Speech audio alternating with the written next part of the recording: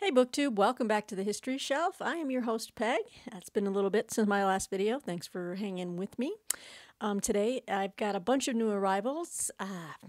My new doorstep has just been bombarded lately with books from publishers, which I love. I can't complain at all. And I've got a lot of new arrivals, books that have just been published. And let's see. I think these are all finished copies of things that have just hit the market. So, wait, I think there is one advanced review copy. But anyway, I try to give you guys a heads up on things that are coming in the history world, historical fiction, even some mysteries, thrillers. I do get those as well. So I'm happy to share. A lot of works and translations, I've been getting those too. And as you know, I write reviews for several different outlets, and a lot of times these overlap. When I'm commissioned to write, I'm getting from publishers, so it all kind of works out. Anyway, so let's dig in first. I'll save I've got a few fiction titles. I'll save those for last. Let's start off with, there's so many good things here. Okay, this just arrived the other day. This is from Citadel Press. Okay, this is the advanced. I got a couple of advanced review copies.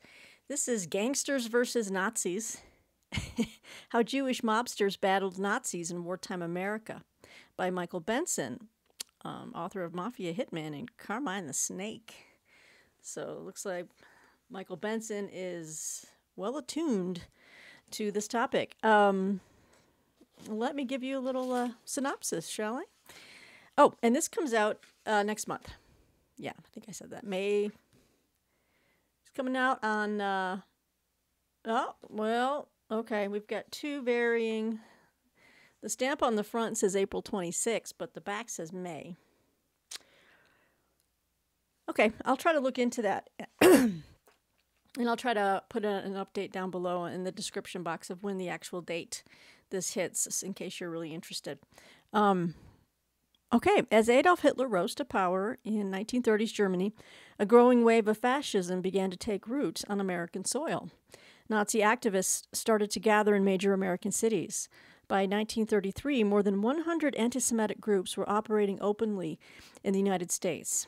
Few Americans dared to speak out or fight back until an organized resistance of notorious mobsters waged their own personal war against the Nazis in their midst.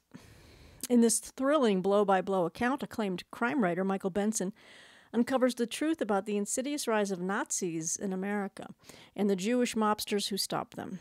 Packed with surprising little-known facts, graphic details, and unforgettable personalities, Gangsters versus Nazis chronicles the mob's most ruthless tactics in defeating fascism, inspiring patriotic Americans to join them in their fight. Here is one of the most infamous events of the pre-war era, the 1939 Nazi rally in Madison Square Garden, in which law-abiding citizens stood alongside hardened criminals to fight for the soul of a nation. Oh, this is awesome. This is the story of the mob that's rarely told. One of the most fascinating chapters in American history and American organized crime. So I am thrilled to have a look at this before it comes out. You know, I love my mafia movies, and I love mob movies. I don't know what that says about me, but I guess it's just, I don't know, the culture of it all, and La Cosa Nostra and all that. But these are about the Jewish mobsters, like Bugsy Siegel and stuff like that. So it should be pretty good. I just need to take a quick drink here.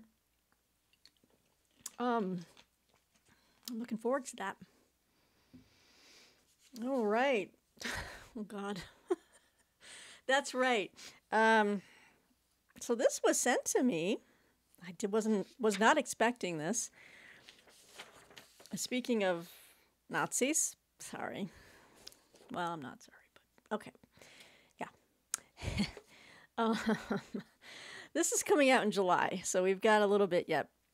This is called They Want to Kill Americans. The militias, terrorists, and deranged ideology of the Trump insurgency by Malcolm Nance. who also wrote The Plot to Betray America, which I haven't read. Again, this comes out on July the 12th, and this is from St. Martin's Press. They were kind enough to send me a copy. I wasn't expecting it. So this looks pretty alarmist and scary. Possible second American Civil War. Yes, so let's read this. On the day, oh wait, I have the, I'll hold it up if you still want to look at this picture, which is so unsettling. Through evidence-based assessment of events and activities, globally renowned expert on terrorism, extremism, and insurgency Malcolm Nance uncovers the insurgency that started well before the insurrectionists' attack on the U.S. Capitol and continues today. In They Want to Kill Americans, the malicious, terrorist, and deranged ideology of the Trump insurgency. Malcolm Nance recognized early on that there was an un-American malevolence rising within the 74 million people who put Trump into power. To varying degrees, that stunningly large group have expressed hostility towards American democracy. The first steps of an American fracture were predicted by Malcolm Nance months before the January 6th insurrection. In the book, Nance shows that the post-2020 election urge to Nance shows that the post-2020 election urge to return to a place of normalcy, in other words, to forget, is the worst response we can have. American militiamen, terrorists, and radicalized political activists are already armed in mass numbers and regularly missed in the media, principally because Trump's most loyal and violent foot soldiers benefit from the ultimate privilege, being white. They Want to Kill Americans is the first detailed look into the heart of the active Trump-led insurgency, setting the stage for a second nationwide rebellion on American soil. This is a chilling and deeply researched early warning to the nation from a counterterrorism intelligence professional. America is primed for a possible explosive wave of terrorist attacks and armed confrontations that aim to bring about a Donald Trump-led dictatorship. The book includes a horrifying chapter presenting just one scenario for how such a national uprising might play out. Oh my goodness. All right. So, woo! That's going to be a bracing read. Yeah.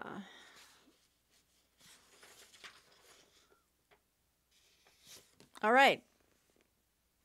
To gird my loins for this one. Anyway, They Want to Kill Americans, coming in July from St. Martin's Press, if you are into current events and politics and psychos. No, I'm just kidding. Okay. Here we go. Yes, okay, this is from Basic Books, another book I had not requested, but very thrilled to have. This will be something I will enjoy reading. Right up my alley. It's hard to miss with me with my history loves. I mean, every book behind me, it's a different topic. And I actually haven't arranged them yet. As you can see, I have switched sides in my room. I do have a big wall of books, and I'm looking at getting a new camera soon so that you can actually swivel and see, because my camera's been glitching a lot lately, and I don't know why. But anyway, everything behind me, I have such... I'm omnivorous, right, with my topic selections in the history library here in the history shelf. And here's another one to mix in here. We've got Mutinous Women, How French Convicts Became Founding Mothers of the Gulf Coast by Joan Dagin. Again, it's put out by Basic Books. It's already out. This is a finished copy. I'll hold that up for you. Is the lighting okay? Okay. As I read from the press sheet. Let's see here. A ship called La Moutine departed France in December 1719, carrying a unique cargo. The only all-female roster of deportees to the future United States. The women were convicts, in many cases wrongly accused or maligned as prostitutes. But the crash of the Paris Stock Exchange while they crossed the Atlantic caused their arrival at the Gulf Coast to be quickly forgotten by authorities. They restarted in the future They restarted in the future U.S., defying the impossibilities and constraints of their lives in France. It became a foundational part of the European settlement of the Americas through their achievements. In Mutant as Women, Joan DeJean traces the extraordinary lives of these women through their contributions to developing the Atlantic world. They were among the pioneering European settlers who built New Orleans and the French trading outposts and permanent settlements that span the Mississippi River from the Gulf Islands to Illinois. Their legacy is present not only in those contemporaneous communities they shaped, but also in the descendants of these first grandmothers of the Gulf South, now spread across the United States. Through archival and genealogical sleuthing, DeJean relates the lived experiences of these women and their descendants over the tumultuous 18th century, allowing for their corrected stories to finally be told. From their convictions and subsequent trials to their use of marriage to regain status, to relationships with indigenous peoples amid changes in colonial governance and their ascension to property owners, these women's stories represent the struggles of rebirth, overdue, and recognition of our national origins. Doesn't that sound fantastic? I love it. It's like history you just haven't heard of before, and I have never heard of this topic. Female French convicts and how they helped to develop the Atlantic world, especially along the Gulf Coast. The New Orleans chapters, I'm sure, are going to be very intriguing. It gives you a couple of little tidbits here of what you're going to find in this book.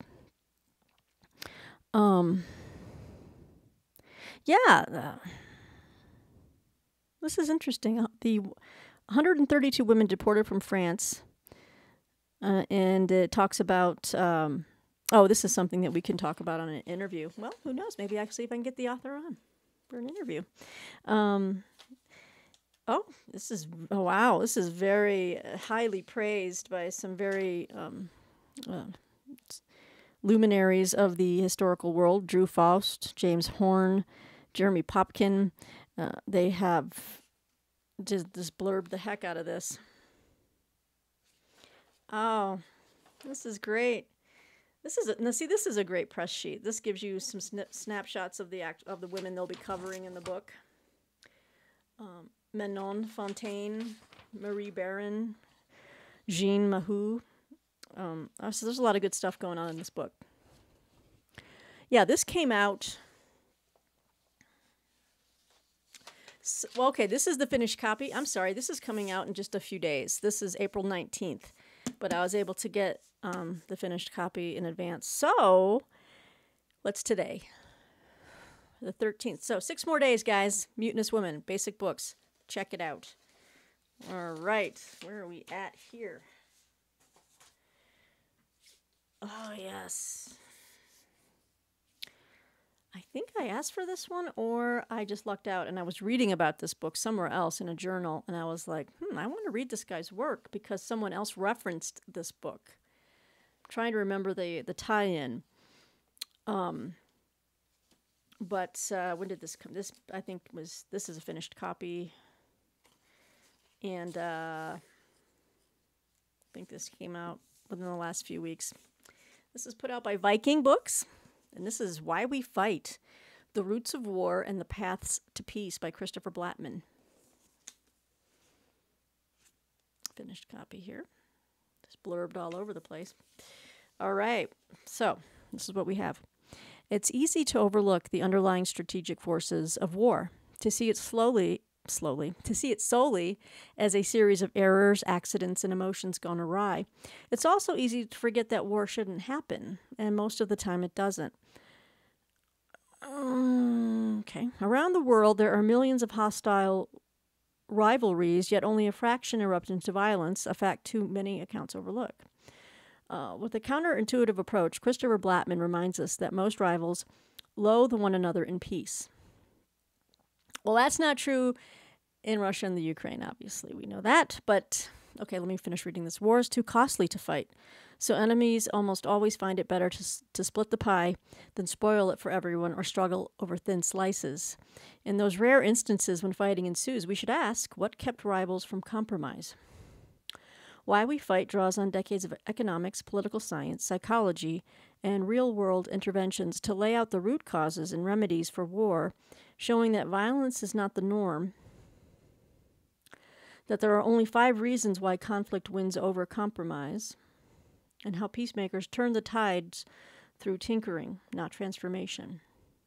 From warring states to street gangs, ethnic groups, and religious sects to political factions, there are common dynamics to heed and lessons to learn. Along the way, through Blattman's time studying, Medellin, Chicago, Sudan, England, and more, we learn from vainglorious monarchs, dictators, mobs, pilots, football hooligans, ancient peoples, and fanatics.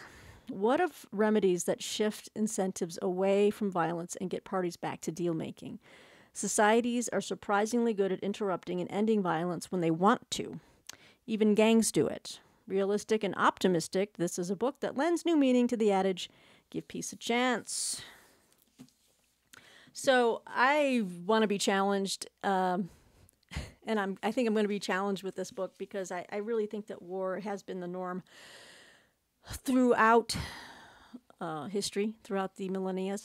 And, there might be gaps in between each, but I still think that violence is the rule and peace is the aberration. Peace is not the norm. It's not a normal state. I don't think so. I find that peace is the, it's the rare spice, that kind of, I'm looking for a metaphor that's not working. So what I'm trying to say is war has been the norm. Peace has been the exception. And so I don't know. I think I'll be challenged by this book. I'm interested to see how he breaks it out, like outside of nation states.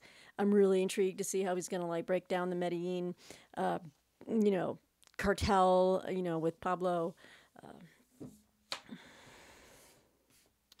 Oh, God, why can't I remember his name again? Pablo Escobar, thank you. And also gangs and how they, it's like conflict management. So I'm intrigued. There's going to be some psychology involved here. So I've got definitely an open mind, and maybe Christopher Blattman can change my thought process on that. But I think my thing is I have studied so much. Obviously I read a lot of military history or history just having to do with conflicts. So to me, it's all over the place. And then you have these little interstices of peace. But mostly it's war or violence. And I think just the current events would prove me correct that happens more than we think. The fact that it can still happen in 2022 and that we're seeing Nazi-like things happening, atrocities, using rape as a weapon. These were things that I've read about from World War II between the Germans and Russians or Soviet Union. And now it's back, and it's mind-boggling. But it goes to show, don't be surprised by that. This is the rule in this world, in my view, in this fallen world. Violence and war is the rule, and peace is the exception. So, on that happy note. All right, next book. Oh, I could read this as an antidote, maybe. So this came from University of California Press. I found out about it through a flyer that I got. And the folks there were kind enough to send me a copy. So if you're interested in this, let me know. I'd be happy to report back. And this is Jerusalem, History of a Global City. And it's a work in translation. So it's by Vincent Lemire, Cattell Berthelot, Julian Losso, and Jan Potin, translated by Juliana Froggatt. It's a beautiful book. Again, University of California Press, brand new. And let's see. Jerusalem is often seen as an eternal battlefield in the clash of civilizations and in endless, inevitable wars of religion. But if we abandon this limiting image when reviewing the entirety of its concrete urban history, from its beginnings to today, we discover a global city at the world's crossroads. Jerusalem is the common cradle of Judaism, Christianity, and Islam, whose long and intertwined pasts include as much exchange and reciprocal influence as conflict and confrontation. This synthetic account is the first to make available to the general public Jerusalem's whole history, informed by the latest archaeological finds, unexplored archives, and ongoing research, and offering a completely renewed understanding of the city's past and geography. This book is an indispensable guide to understanding why the world converges on Jerusalem. So, I think that'll be just a lovely palate cleanser, if you will. It's a little over like 300 pages, including a bibliography, which looks really good. So if you're interested in like Middle East history, religious history, rooted in physical places and spaces, Jerusalem, History of a Global City might be right up your alley. Check them out at the University of California Press. All right. Moving along, I was so excited to hear about this book. Oh, yes. I have read this gentleman's work for a long time now. And I've read a lot of his early work, and I'm trying to catch up on his two most recent books. But anyway, this is Robert D. Kaplan, and do I need to say more? His work is just fantastic.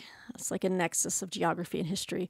This is Adriatic, a concert of civilizations at the end of the modern age. He wrote The Revenge of Geography. He's written a ton of stuff. I've mentioned him several times on this channel. I was introduced to him in my early 20s. Back in the early 90s. Oh, don't do the math, guys. I read his The Coming Anarchy, and I mean, just look at his, look at all the books he's written. Tons of stuff. There's The Coming Anarchy, yeah. And interestingly enough, a couple of the things he predicted there came to pass, so, excuse me. I have a couple of his most recent ones that I need to finish or start. I want to read Asia's Cauldron, the South China Sea, and the End of a Stable Pacific. And then I think the most recent one was The Return of Marco Polo's World. Yeah, War Strategy and American Interest. So I might just sit down with all three and read the other two first, and then I'll get to this one. But or I might just read this one first and then move backwards. But he's a fantastic writer. I cannot recommend him enough. If you really want to learn about certain places and their impact on the world and in the decades in and around that time frame of a place, that would be Robert D. Kaplan.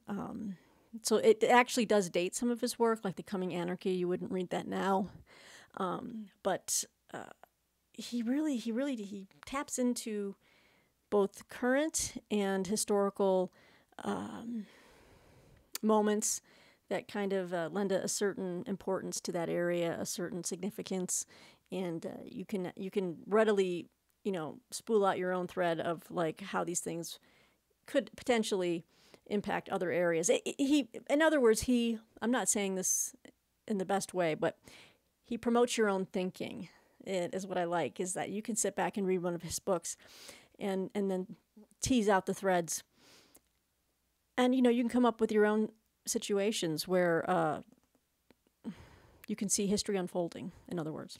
So, sorry about that. I'm not as eloquent as some people. I am a better writer than I am a speaker, but trust me. Trust me on that count. I can write so easily, and then I go to communicate sometimes my thoughts, and it's a little choppy, so I apologize. Anyway, that's why I write. That's why I'm a writer. That's what I do for a living. It's my full day job, and write book reviews on the side, and that's just what I do. It's my métier. It's my fort, as it were. Okay, so let's get into Adriatic. Let's see what this one's about. In this insightful geopolitical travelogue, Robert D. Kaplan turns his perceptive eye to a region that for centuries has been a meeting point of cultures, trade, and ideas. He undertakes a journey around the Adriatic Sea through Italy, Slovenia, Croatia, Montenegro, Albania, and Greece to reveal that far more is happening in the region than most news stories let on. Often overlooked, the Adriatic is in fact at the center of the most significant challenges of our time, including the rise of populist politics, the refugee crisis, and battles over the control of energy resources. And it is once again becoming a global trading hub that will help determine Europe's relationship with the rest of the world as China and Russia compete for dominance in its ports. Kaplan explores how the region has changed over his 3 decades of observing it as a journalist. He finds that to understand both the historical and contemporary Adriatic is to gain a window on the future of Europe as a whole, and he unearths a stark truth. The era of populism is an epiphenomenon, a symptom of the age of nationalism coming to an end. Interesting. Instead, the continent is returning to alignments of the early modern era as distinctions between East and West meet and break down within the Adriatic countries and ultimately throughout Europe. That's a fascinating premise. With a brilliant cross-pollination of history, literature, art, architecture, and current events, Kaplan demonstrates in Adriatic that this unique region, situated at the intersection of civilizations, holds revelatory truths for the future of global affairs. So, sign me up. And there's our author. He's fantastic. God, he has written so much. And he's so prolific. They just keep coming out. He keeps churning them out, like a new book every year or so, 18 months. So Adriatic, and did I mention? Oh, sorry, Random House. This is from Random House Publishing. And that is out now. All right. Oh, we're gonna go back to Viking real quick before I have 3 books from Erdman's Publishing, which is a fantastic Christian and theological publisher. But before we get to them, oh boy, did I so excited to get my hands on this. When I first heard of this book, I was trying to get my hands on the UK version. It was published there first. But anyway, I just wasn't able to at a price that wasn't exorbitant. So I just, I have hundreds of other things that I'm reading and dipping into. And so I was like, I'll wait, So I waited. And here it is. This is from Viking Books. It's a big chunkster of a history. Blood and Ruins, baby, by Richard Ovary. The Last Imperial War, 1931 to 1945. Big bad boy. Oh, I'm so excited. This is good stuff. I have several of Richard Overy's works. I have The Bombed and the Bombers and the Bombed. Let me see. What are I've got that one, and I think I have 1 or 2 of his other ones. Ooh. Oh, I cannot wait to get into this. I've got a couple of big books I'm reviewing for a couple of outlets that are due on the 25th. They're big ones, and I think I've shown them to you. There's a book on the plague. It's coming out from Princeton Press, how the plague made the world or something, and that one's massive, and I've got to get that done in 12 days. And then another book on, is it Afghan Crucible, on the Soviet invasion of Afghanistan. That's due on the 25th. But once I'm done with those, I'm hoping I can actually sit down and tuck into this bad boy. Richard Ovary. Let me talk about the author first. He's a professor of history at the University of Exeter, one of Britain's most distinguished historians, and an internationally renowned scholar of World War II. He's won multiple prizes. His many works include The Bombers and the Bombed, The Dictators, and The Morbid Age. I don't have The Morbid Age, but I think I'm going to have to pick that one up as well. They don't have a list of his works in this. Anyway, who cares when you have this one to start in on? But okay, let's read this. Okay, in this new and definitive look at the Second World War, Richard Ovary seeks to recast the way we view the war, its origins, and aftermath. As one of Britain's most decorated and respected World War II historians, he argues that this was the, quote, last imperial war, end quote, with almost a century-long, sorry for the camera, guys, I'm going to get a new one here, with almost a century-long lead-up of global imperial expansion, which reached its peak in the territorial ambitions of Italy, Germany, and Japan in the 1930s and early 1940s, before descending into the largest and costliest war in human history, and the end, after 1945, of all territorial empires. Ovary pushes us to take a global perspective on the war, one that looks more broadly than the typical focus on military conflict between the Allied and Axis states. Above all, Ovary explains the bitter cost for those involved in fighting and the exceptional level of crime and atrocity that marked the war and its protracted aftermath, which extended far beyond 1945. Blood and Ruins is a masterpiece from one of the most renowned historians of the Second World War, they've already said that, which will compel us to view the war and the ultimate struggle over the future of the global order in novel and unfamiliar ways. So the book sets out to understand the war anew.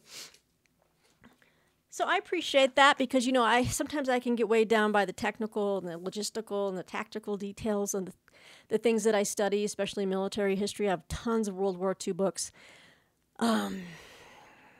which a lot of them can really go into microscopic detail on movements and troops and stuff. And obviously this just takes you out to the stratosphere and tries to make those connections. In this case, you know, how empires, you know, died forever. And so, yeah, I'm really happy to have a copy of this, and I will report back. If any of you others are out there are reading this, let me know. Maybe we can have a little side convo on Voxer or something. So I'm always looking for new ways to engage with you guys and share thoughts on things I read because, you know, I'm not able to report back on everything that I'm reading because I'm going through a lot of stuff. But just know that when I'm not working, I'm reading and I'm writing reviews. But it's good stuff. I mean, I love what I do, and I love history, and so. But I miss like book clubs and having connections with all of you. So let me know if anyone out there is reading this or might be interested in reading this, and we'll see what we can do. Okay. Where are we at now? Okay, so 32 minutes, going to be a longer video. Oh, well. Some nice viewer commented, like, I liked your 20-minute video. I think it's a perfect time. And I'm like, well, I'll keep trying to make them short, but I'm trying to get as many books in as I can in each of these videos because I just never know when I'm going to be able to make another one. Anyway, Erdman's Publishing. It is called William B. Erdman's Publishing. It's Eerdmans. They're out of Grand Rapids, Michigan. They publish a lot of great stuff on Christianity, church history, memoir, biography, just general stuff like that. And I saw their recent new releases, and I'm really intrigued. And I was lucky enough, a publicist there was happy to send me some of these copies. So if you're interested, I think you might be. I know that I have a couple of books by this gentleman. In fact, I think you might be able to see it behind me. I bought like older versions of it. Where are you? Justo. It's by Justo. I think it's Justo. I think the J is silent, but it's Justo L. Gonzalez. And he's written several books on church history that are just fantastic. But this is a brand new book. And this is The Bible in the Early Church by Justo L. Gonzalez. A small little, slim little volume. You see, W.B. Erdmans. These are a great publisher. Check out their website. See if there's anything there appeals to you. So we have mostly blurbs on the back of this, but I remember when I read the description, I'm like, oh, this sounds really great. And I know his work. So he's written more than 100 books. Yeah. And I have 2 of his volumes, I think 2 or 3 volumes on the story of Christianity. I think it's just 2. Anyway, he's a retired United Methodist minister, professor of historical theology. So I don't have a pub sheet for this one, but let me just read you one of the, well, you know what? We're going to do something a little different. I'm going to read a little bit from the preface. And I'll just stop where I think it's appropriate. It says here, although I do not say so explicitly in the following pages, this book is largely autobiographical. My interest in writing about how the Bible has been seen, read, interpreted, and lived in the past stems from the Bible itself having been my companion throughout the years, my companion in different stages of life and of faith. One of the cherished memories of my childhood is an always open Bible on the sideboard behind my dad's place at the table in the dining room. I also remember a few years later going to church with my family, each one of us carrying a Bible. Mine was almost as big as I was. And I remember my grandfather teaching me to read before entering school, doing so with the Bible. Therefore, I can truthfully say that the first book I ever read was the Bible. Years went by, and now a teenager in a time of great enmity between Catholics and Protestants in my country, one of my favorite pastimes with some of my friends was to challenge a priest or nun to debate over the Bible. Isn't that interesting? I'm really pleased that this is more autobiographical.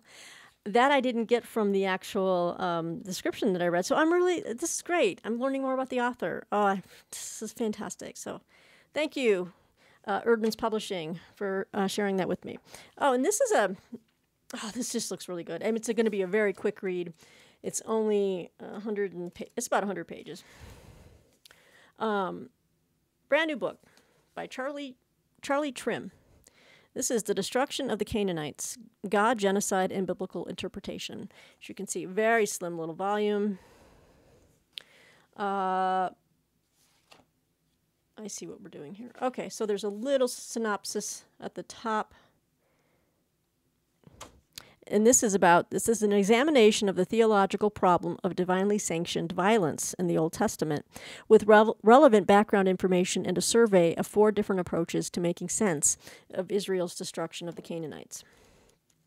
So I was interested in this because I'm always interested in trying to answer for those people that ask me, well, what about this? Or what about that? Or what about the violence? And what about them wiping out everybody? And, these are valid questions. And I feel like as a Christian, you have to be prepared and you've got to know your stuff. And I have got a ton of books that I still need to unpack. We just went to my storage unit on Monday, you guys, which had more books. And I finally just paid for some movers. I dropped $700 on this. Wow. To move the books from the storage unit, drive all the way up here to this new location and unload them into the garage. And I'm going to be unpacking. But most of them, I have a ton of theological work and historical theology, commentaries. Just tons of things. But anyway, I've got large amounts of books on these type of topics, and I think it's just good to keep up on it and see what new interpretations come out around these type of questions that, as a Christian, I feel like you should be prepared to answer, or at least provide some type of answer. You just can't be like, well, I don't know. You got to know there is a reason, and you just have to, you got to hash it out. So there's that. And this is, oh gosh, this camera keeps glitching. I am so sorry. I've read this guy's works. Well, actually, this gentleman's works, but also he has taught a lot of the great courses, or started off as the teaching company, but now it's the great courses, which has now turned into Wondrium. If you have like a smart TV, or you could have an app on your TV, and you can stream, for a certain amount every month, you can have access to all these tons of history and religious courses. Well, anyway, Luke Timothy Johnson, he is a really prominent one. He's done a lot of courses for the great courses, and I was so thrilled to see this is brand new. This is his The Mind in Another Place, My Life as a Scholar. There he is, Luke Timothy Johnson. So I was really excited to see this, and I was so happy to get a review copy of this. So let me tell you a little bit more about Luke Timothy Johnson. So he is one of the best known and most influential New Testament scholars of recent decades. In this memoir, he draws on his rich experience to invite readers into the scholar's life, its aims, commitments, and habits. In addition to sharing his own story from childhood to retirement, Johnson reflects on the nature of scholarship more generally, showing how this vocation has changed over the past half-century and where it might be going in the future. He is as candid and unsparing about negative trends in academia as he is hopeful about the possibilities of steadfast, disciplined scholarship. In 2 closing chapters, he discusses the essential intellectual and moral virtues of scholarly excellence, including curiosity, imagination, courage, discipline, persistence, detachment, and contentment. Johnson's robust defense of the scholarly life, portrayed throughout this book as a generative process of discovery and disclosure, will inspire both new and seasoned scholars, as well as anyone who reads and values good scholarship. And that's a lot of you out there, I know. But The Mind in Another Place ultimately resonates beyond the walls of the academy and speaks to matters more universally human, the love of knowledge and the lifelong pursuit of truth. That hits it on the nail. It hits the nail on the head. Thank you. Of what I do with my reading, and especially my reading in biblical studies and things like this. I'm always, to me, the end goal is just you love knowledge, you love the act of learning, and you're always pursuing truth, which is a lifelong pursuit. So, I was very excited. So thank you, Erdman's Publishing. I look forward to covering these. Okay, so then we have a few fiction.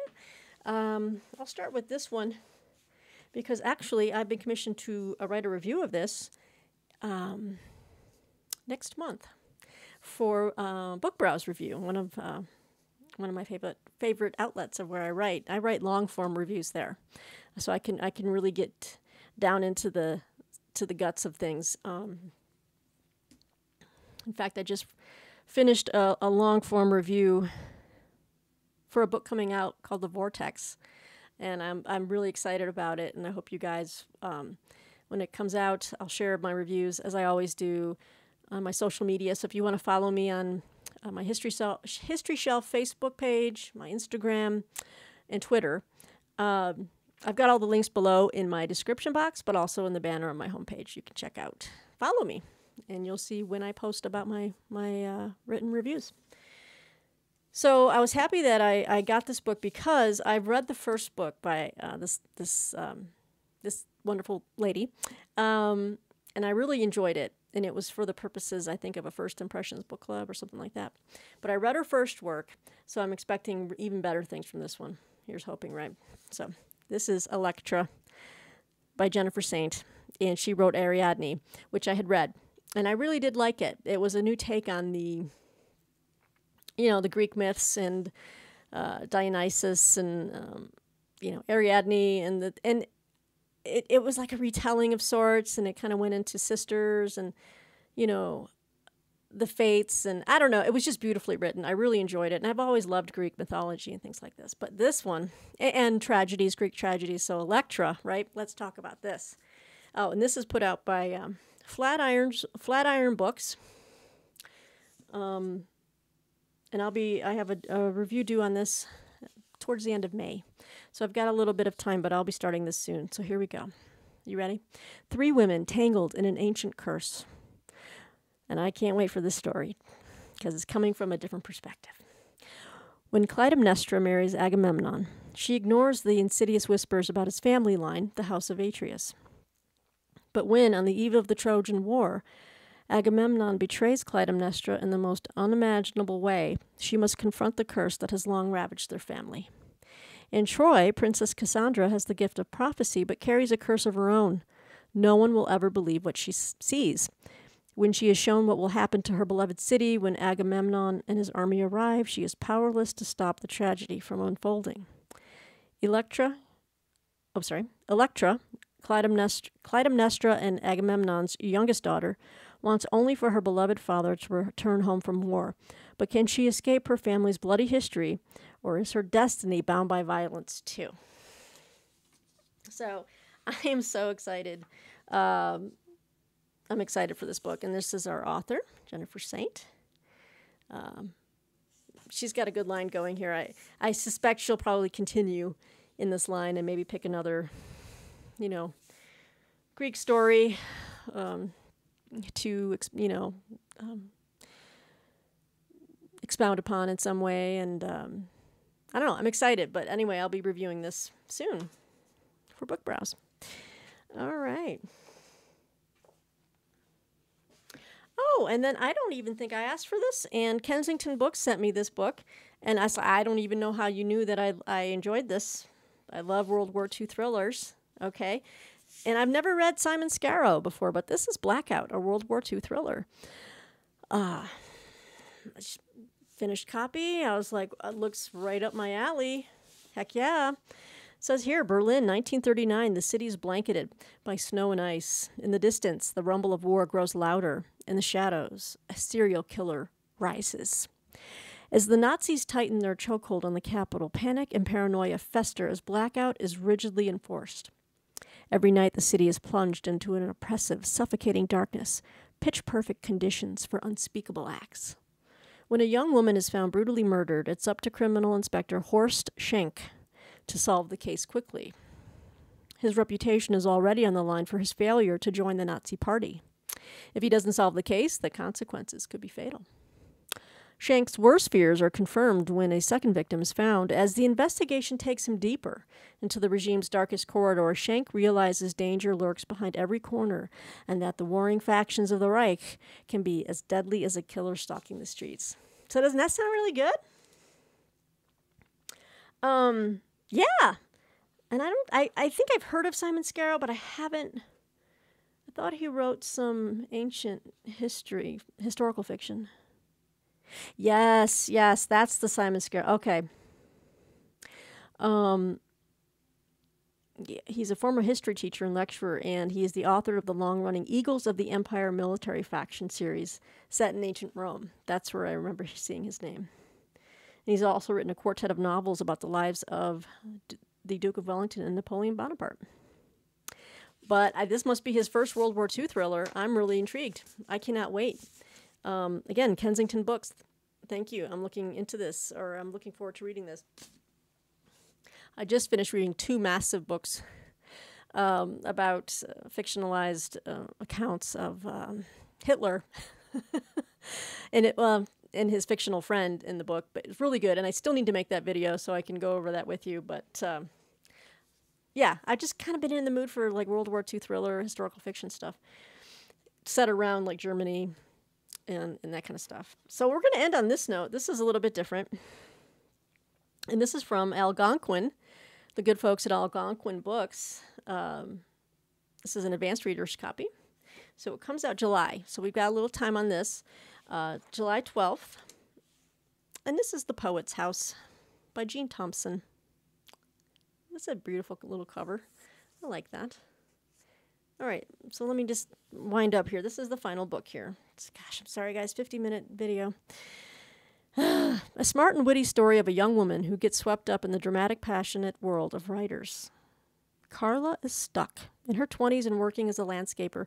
Everyone around her is telling her she's on the wrong path, from her mom, who wants her to get a job in a hospital, to her boyfriend, who drops not-so-subtle hints that she should be doing something more with her life. Then Carla is hired to work at the home of Viridian, a lauded and lovely aging poet who introduces Carla to an eccentric circle of writers. At first she is perplexed by their predilection for reciting lines in conversation, the stories of their many liaisons, their endless wine-soaked nights. Soon, though, she becomes enamored with Viridian, whose reputation has been defined by her infamous affair with another famous poet, Matthias, and her friends, and especially with the power of words, the ache and hunger that can both be awakened and soothed by a poem, a hunger that Carla feels sharply. When a fight emerges over a vital cache of poems that Matthias wrote about Viridian, Carla gets drawn in. How much will she sacrifice for a group that may or may not see her as one of their own? Let's see, a story of finding one's way in a delightfully funny look at the art world, sometimes petty, sometimes transactional, sometimes transformative. The Poet's House will resonate with readers who loved Lily King's Writers and Lovers and Andrew Sean Greer's Less. I haven't heard of either one of those, but again, this is coming out in July, so if you like reading novels about writers, artists, and things like this, I think you'll be interested in The Poet's House. All right, guys, so that does it for this new arrivals Wednesday. I hope you guys are having a good evening, and let me know what you think about any of these books below. I do have more books to show you, obviously, and so I'll promise to have another video to you sooner rather than later. So in the meantime, BookTube, take care, and thanks for tuning in. Bye.